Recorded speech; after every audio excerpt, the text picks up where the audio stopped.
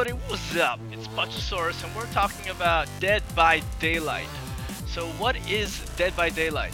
Well, Dead by Daylight is a new game by Behaviour Digital Incorporated, and it is being backed up by Starbreeze Studios. For those of you who aren't familiar with Starbreeze, these are the guys who brought us Payday and Payday 2. Dead by Daylight is an upcoming multiplayer of 4 versus 1. It is heavily themed on a horror movie-like features wherein one killer must hunt for 4 survivors and prevent them from escaping the area. Our experience with the game at PAX East gave us a rough preview of what the game could be. Each match lasts anywhere between 5 to 20 minutes depending on how fast the killer can hunt for the survivors or how fast the survivors can get to the objective. From our gameplay, the only objective for survivors is to open up the gates for their escape. The only way to do this is to repair 5 generators that power the gates, and the objective is pretty straightforward, and survivors may want to act as a team or play independently. Survivors are also given the option to help other survivors should they be caught by the killer. The killer, on the other hand, has only one objective, which is to hunt for the survivors and make sure they do not escape. The killer may ensure this in several ways depending on how the killer strategizes his game. He may either hook survivors and sacrifice them to the entity, this spider-like creature that grabs you after you've been hooked for a certain amount of time, or he may let these survivors bleed out on the ground. After its announcement on PAX East, the game has been available on Steam for pre-order along with several pre-order bundles and discounts. People interested in the game are given a 10% discount for pre-ordering the game, and for an exclusive time offer, they are also given an additional 10% discount for owners of Payday 2, resulting in a 20% discount. You may also opt for a digital deluxe version of the game that offers the original Dead by Daylight soundtrack, Dead by Daylight digital art book, and 3 closed beta keys, 1 for you and 2 more for your friends, which will go live on May 31st, and 2 Payday 2 masks for Payday 2 owners. They are also offering a 5-pack pre-order bundle that will only be available up until the 29th of May. For people who are interested in buying this digital deluxe version of the game, I certainly think that it is worth it, especially the soundtrack. As an alpha player, I have heard some of the amazing soundtrack that Dead by Daylight has to offer, and you may want to go into it if you are a metal rock kind of person who likes hardcore rock. Well, not really hardcore, but just rock music in general. So there you go. The digital art book I have yet to see, but I have seen a few artistic photos that have been given out that have been shown by the developers, and well, some of them look really good. So I think it's worth your money if you're going for this deluxe. Aside from its original theme and gameplay, Dead by Daylight does present a few possible problems. One is the killer versus 4 survivors. The ratio alone tells us that the game will require a lot of players to play as a survivor.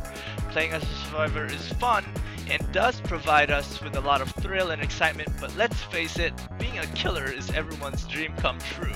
Only in a game can one truly play as a crazed serial killer on the loose, and this game absolutely allows us to do that, as so the problem presents itself. What if there are more killers than there are survivors playing the game? How will that affect the matchmaking and queue times? It may be too early to tell since the game hasn't been released yet, but unless there is an AI feature, we may be looking at longer queue times for anyone who wants to play as a killer, and everyone knows how waiting in line feels like. Number 2. Procedurally generated maps. At the time of playing the game, it seems that there was only one map to play on. We understand that what we played on was an early build of the game, and that future updates and possibly future DLC of the game will offer more maps, but I couldn't help but think of its replayability. Each match randomly places certain objects in the game, such as where the generators will be placed or where the exit gates are, but the map basically feels the same as especially with the objectives being the same all the time. And over time, the game may get too repetitive and boring for some players. Obviously, this game has some DLC planned in store for us, which comes to our next problem, number 3, DLC. So far from what we've seen, there was only 1 killer and 4 survivors who basically all feel the same, making a total of 5 characters in the game. This makes us think about how many characters will be in the game in the future. The latest Dead by Daylight trailer has teased another killer that looks like he can go invisible, so that makes 2 confirmed killers for the game. How many killers and survivors will be available at launch still remains a mystery, but one thing is for sure, and that's the concept of DLC. The limited amount of playable characters and maps highly suggest that there will be a lot of DLC in the future, and is this really what players want to get trapped into?